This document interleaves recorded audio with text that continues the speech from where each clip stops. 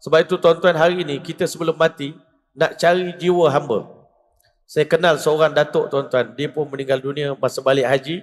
Dia meninggal dunia dalam kapal terbang dalam on the way nak pergi London. Tuan-tuan semua kenal datuk ni.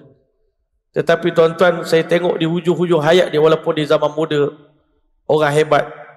Saya kata datuk ni saya tengok berubah betul sekarang ni.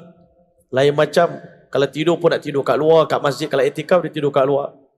Dia kata, Maulana, kami ni sebagai VVIP dah biasa orang layan dengan red carpet, Masya Allah. Kami rasa kami ni bos, kami marah orang, kami tengki orang, kami rasa semua orang tak betul, kami betul.